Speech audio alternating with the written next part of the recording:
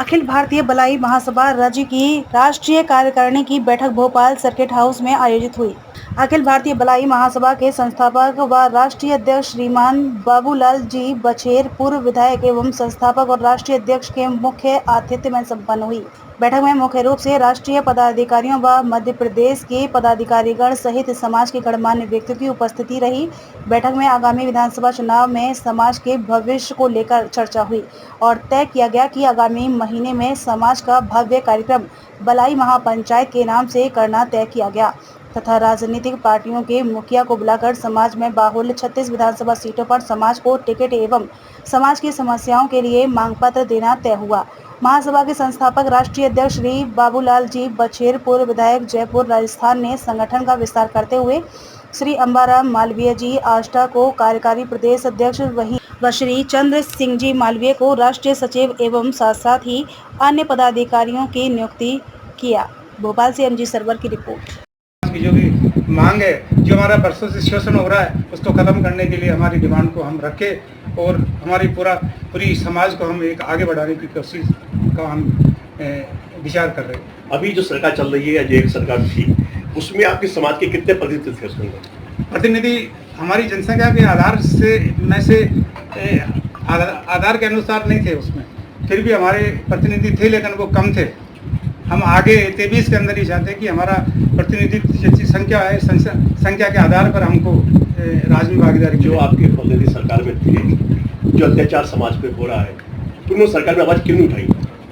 ये एक हमारे देश की परंपरा चलती हुई आई है कि हमारे कई समाजों के जो प्रतिनिधि बन के जाते या राज में जाते, वो सरकार के दबाव में रहते और वो समाज के लिए या अपने प्रदेश के लिए वो आगे बोलते नहीं है, क्योंकि उनको ये डर रहता है कि हमारी आगे हमको टिकट मिलेगा कि नहीं मिलेगा। लेकिन हमारी मांग ये है कि अब की बार वही साथी जाएगा विधानसभा या लोकसभा के अंदर, जो हमारी समाज की आवाज़ को बुलंद करेगा और हमारी मांग को आगे रखेगा। ये भी अपनी आपने अभी किन राजनीतिक दलों से आपकी बैठक हो चुकी है?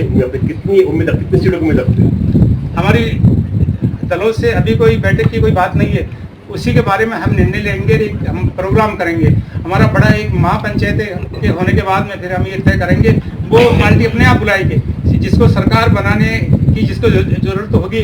और ये इतनी बड़ी सरकार है जहाँ 65 लाख की जनसंख्या है, वो सरकार को बना भी सकती है और सरकार को बिगाड़ भी सकती है। तो ये तय करेंगे, हमारी समाज के लोग तय करेंगे कि किसकी सरकार बननी है, और टिकट भी उनको ही दिलाया जाएगा जिन्होंने हमारी दिक्कत को आगे रखी है और हमारा शोषण को रोका है और समाज का काम किया है। उन लोगों को ही हम सरकार के अंदर भेजेंगे, या युवा लोगों को हम सरकार में भेजेंगे, लेकिन ऐसे लोगों को नहीं भेजे जो पहले कुछ लोगों को भेज के आज हम पछताना पड़ रहा है, वो काम नहीं कर रहे। सर, कितने टिकट चाहते हैं पार्टी दलों से? पार्टी में हम करीब 36 यानी 36 टिकट तो हमारे बनते ही है। हम 36 सीटों पर तो हमारी समाज के लोग ही चुनाव जीतने लायक है। अगर कोई एक राजनीतिक दल आपको पूरा समर्थन देती है, आपकी पूरी मांग मान लेती है, किस पार्टी से जाना पसंद करेंगे? नहीं, वो हाँ, आपकी बात सही कहा आपने भी, लेकिन वो निर्णय उसी वक्त में होगा जब हमारा सम्मेलन या महापंचायती होगी। अगर वो कौन सी मांग को चाहते सरकार मानती है, जब हमारी समाज का जो आम राय होगी, आम निर्णय होगा, कोई हमारा निर्णय होगा। धन्यवाद।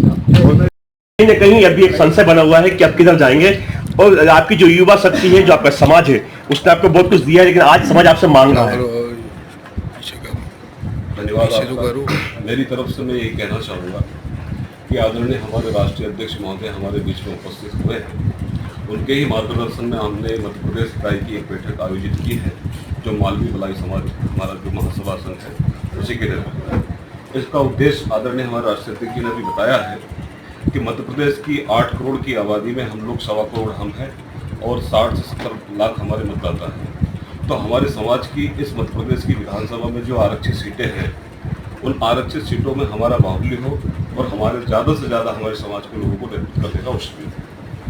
आपके समाज में जो युवा शक्ति है, जो मतलब माताएं हैं, जो नारी शक्ति है, उनको कितने प्रतिशत सम्मान देंगे, कितना उनकी भागीदारी कितना रखेंगे?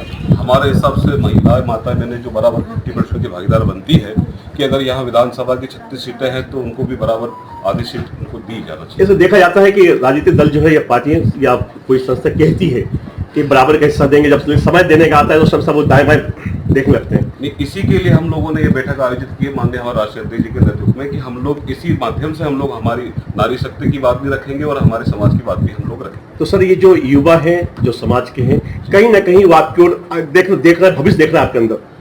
देखिए हम सब लोग एक ही, हम सारे समाज के लोगों का एक ही मंथन है कि हम लोग मध्य प्रदेश में अगर बहुसंख्यक है तो हमारा समाज का नेतृत्व भी बड़े स्तर पर हो और हमारे समाज को मान सम्मान मिले, यही हमारी सबकी सोच है। ठीक।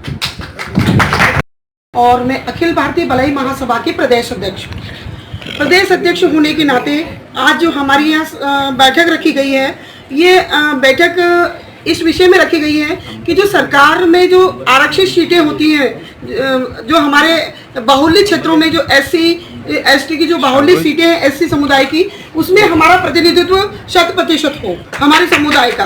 दूसरी बात ये कि यदि आप महिलाओं को भी आगे बढ़ाना चाहते हैं, आप नारी सशक्तिकरण की बात करते हैं, आप महिला उत्थान की बात करते हैं, तो वहाँ पर महिलाओं के लिए भी आरक्षित सीट होना चाहिए। अगर हमारे यहाँ 36 सीटें तो कम से कम 12-13 सीट महिलाओं के लिए आरक्षित होना चाहिए और महिलाओं को भी आगे जाने का मौका मिलना चाहिए, विधानसभाओं में और संसद में भी जाने का उनको मौका मिलना चाहिए।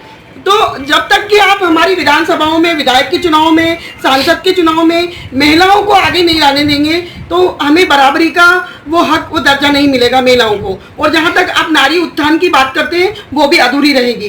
तो मैं हमारी जो मौजूदा सरकार है, यदि हमारा विशाल लेवल पे सम्मेलन बुलाती है और हमें अपनी बात रखने का मौका देती है, तो हमारी सबसे बड़ी बात हमारे समुदाय की यही होगी कि हम लोग अपने हक अधिकारों में जो भी जुनैन मांगे हैं उनके सामने रखें और हम वही रखेंगे जो कि वास्तव में जो जायज है। मैम आप चूंकि महिला हैं, महिला की जिम्मेदारी ज्यादा होती है, परिवार है, समाज है, प्रदेश है, देश है, इतनी जिम्मेदारियों के साथ जो आप आवाज बुलंद कर रही हैं, ये प्रेरणा कहाँ से मिलती है, शक्ति कहाँ से मिलती है आपको? जी मुझे ये शक्ति अपने परिवार से ही मिलती है। यदि मेरे परिवार में अगर मुझे सहारा नहीं दिया होता और समाज में आगे बढ़ने की शक्ति नहीं दी होती तो मैं शायद आज यहाँ पर नहीं आ पाती। तो हमें एक नारी को, एक बेटी को, एक